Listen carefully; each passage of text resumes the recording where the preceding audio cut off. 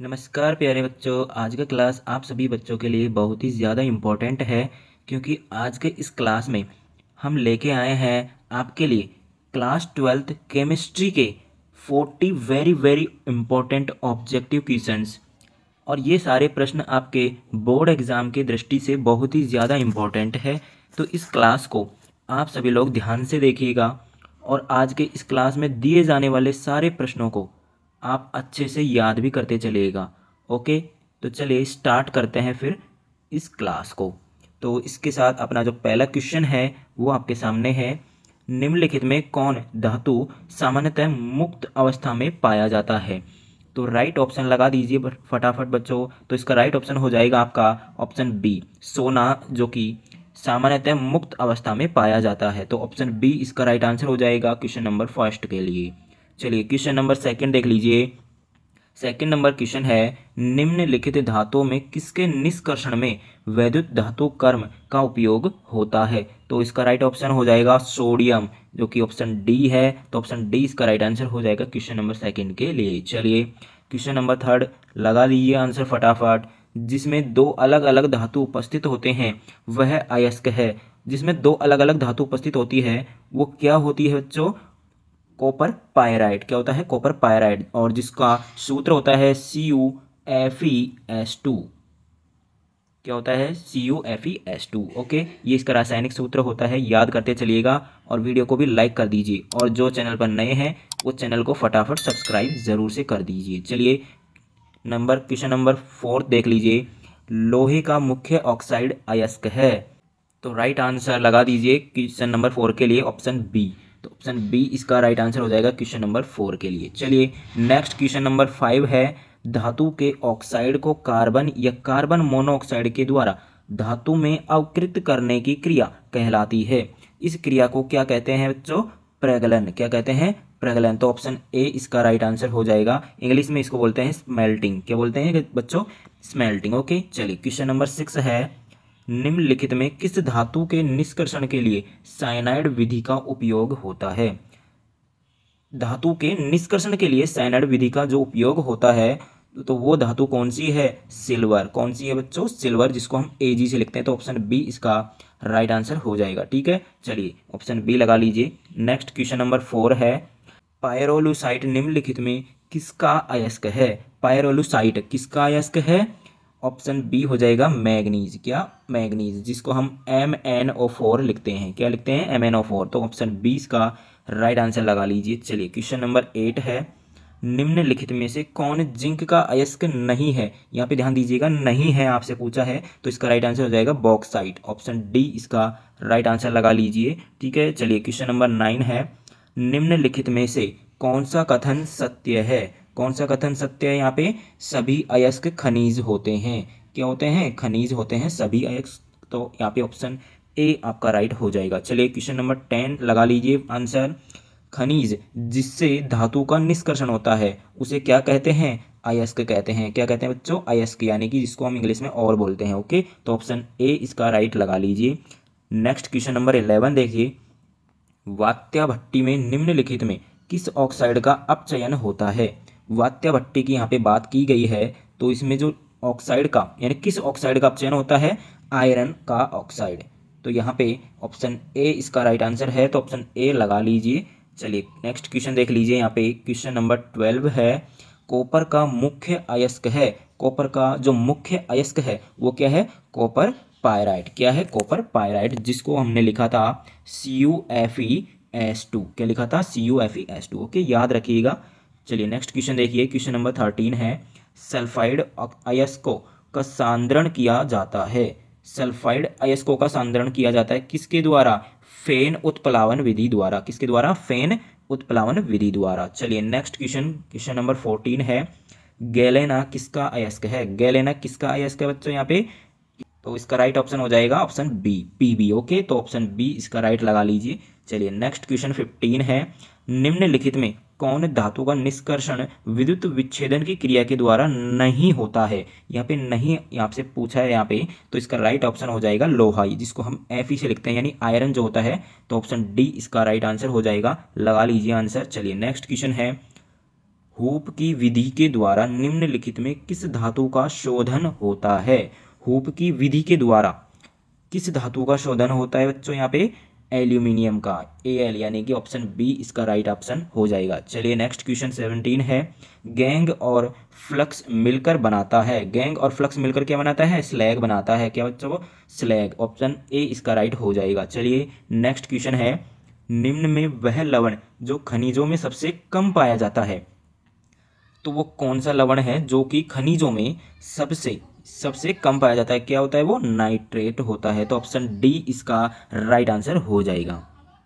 चलिए next question है, नीला थोथा का रासायनिक सूत्र, यहाँ पे नीला थोथा का रासायनिक सूत्र आपसे पूछा है, तो इसका राइट ऑप्शन हो जाएगा ऑप्शन बी, CuSO4 5H2O। तो ऑप्शन बी लगा लीजिए फटाफट, ऑप्शन बी। ओके, चलिए नेक्स्ट क्वेश्चन 20 है, हैबर विधि द्वारा अमोनिया के उत्पादन में निम्नलिखित में किस उत्प्रेरक का उपयोग होता है? तो ऑप्शन बी लगा लीजिए Fe+MO। ओके, तो ऑप्शन बी इसका राइट आंसर हो जाएगा। चलिए नेक्स्ट क्वेश्चन 21 है, निम्नलिखित में कौन ऑर्थोफॉस्फोरिक अम्ल का अणुसूत्र है? तो ऑर्थोफॉस्फोरिक का अणुसूत्र यहाँ पे आपको बताना है, तो ऑप्शन बी हो जाएगा इसका राइट, H3PO4। तो ऑप्शन बी लगा लीजिए फटाफट आंसर इसका।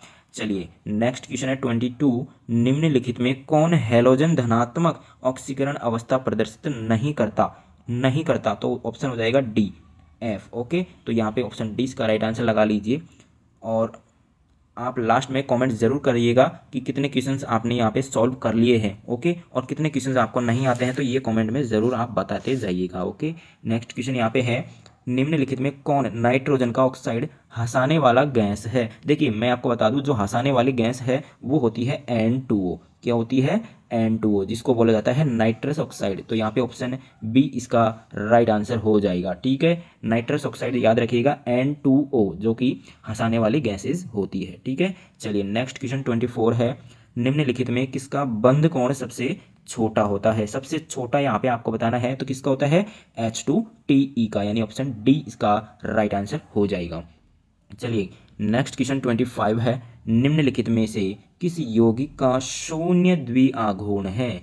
शून्य द्विआघूर्ण इनमें से किस यौगिक का है, ये आपको बताना है, तो इसका ऑप्शन सी राइट हो जाएगा, CCl4। ओके, क्या हो जाएगा? ऑप्शन सी इसका राइट आंसर हो जाएगा। नेक्स्ट क्वेश्चन है, निम्नलिखित में से किस उत्कृष्ट गैस के द्वारा सबसे ज्यादा यौगिक बनाया गया है? किसके द्वारा? जिनोन के द्वारा। ओके, यानी कि ऑप्शन इसका डी राइट हो जाएगा। ठीक है ना। चलिए नेक्स्ट क्वेश्चन हो जाएगा अपना 27, आवर्त सारणी में ग्रुप 16 में ऑक्सीजन के अलावा पाए जाने वाला तत्व, ऑक्सीजन के अलावा जो पाए जाने वाला तत्व है वो कौन सा है? सल्फर है। कौन सा? सल्फर। तो ऑप्शन ए इसका राइट आंसर हो जाएगा। चलिए नेक्स्ट क्वेश्चन देख लीजिए 28 है, ओलियम का सूत्र कौन सा है? यहाँ पे ऑप्शन ए इसका राइट आंसर हो जाएगा, H2S2O7, जिसको हम बोलते हैं क्या? ओलियम। तो ऑप्शन ए इसका राइट आंसर हो जाएगा। ओके, चलिए नेक्स्ट क्वेश्चन 29 है, साधारण नमक का सूत्र NaCl होता है, ये आपको अच्छे से मालूम है, जिसको हम सोडियम क्लोराइड कहते हैं। क्या बोलते हैं? Sodium chloride. ओके, चलिए नेक्स्ट क्वेश्चन है 30 नंबर क्वेश्चन है, टिन का संकेत है। तो देखिए यहाँ पे टिन का संकेत आप यहाँ पे Ti लगा देंगे, Tn भी लगा देंगे, तो ये रॉन्ग हो जाएगा। तो यहाँ पे Sn, यहाँ पे Tn का संकेत होता है बच्चों, तो याद रखिएगा अच्छे से, Sn यहाँ पे टिन का क्या होता है? संकेत होता है। तो ऑप्शन ए इसका राइट आंसर हो जाएगा। नेक्स्ट क्वेश्चन देखिए 31 नंबर क्वेश्चन है, आवर्त सारणी के ग्रुप फर्स्ट के सभी तत्वों को जाना जाता है, सभी तत्वों को क्या क्या जाना जाता है? क्षारीय धातु। उनको क्या बोला जाता है? क्षारीय धातु बोला जाता है, यानी कि एल्कली मेटल बोला जाता है। ओके, चलिए नेक्स्ट क्वेश्चन 32 है, उजला और पीला फास्फोरिक है, उजला और पीला फास्फोरिक क्या है? अपर रूप है, क्या है?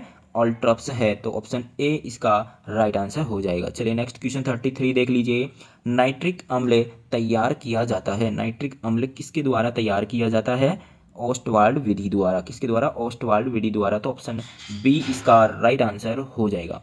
चलिए नेक्स्ट क्वेश्चन 34 है, ओलियम में H2SO4 के साथ और कौन अवयव उपस्थित है? तो याद रखिए, ओलियम का यहाँ पे मैंने आपको अणुसूत्र यहाँ पे बताया था, H2S2O7। ठीक है, और यहाँ पे मिलाया जा रहा है H2SO4 को। तो यहाँ पे देखिए H2 से H2 कैंसिल, यहाँ पे 2 और यहाँ पे 2 S है, यहाँ पे नीचे 1 S है, तो यहाँ पे 1 S बचेगा और ऊपर 7 ऑक्सीजन है नीचे, 4 ऑक्सीजन, तो यहाँ पे O3 बच जाएगा। तो यहाँ पे SO3 यहाँ पे बचेगा, ठीक है ना। तो यहाँ पे SO3 हो जाएगा। तो ऑप्शन यहाँ पे बी देख लीजिए, यहाँ पे ऑप्शन बी इसका राइट आंसर हो जाएगा, SO3। ओके, चलिए नेक्स्ट क्वेश्चन है, क्वेश्चन नंबर 35 है, नाइट्रोजन और ऑक्सीजन है। नाइट्रोजन और ऑक्सीजन क्या है, अधातु है, तो ऑप्शन बी राइट हो जाएगा। चलिए नेक्स्ट क्वेश्चन 36 है, हीलियम का सूत्र क्या है, He है, He से हम हीलियम को लिखते हैं, तो ऑप्शन ए इसका राइट आंसर हो जाएगा। चलिए नेक्स्ट क्वेश्चन 37 है,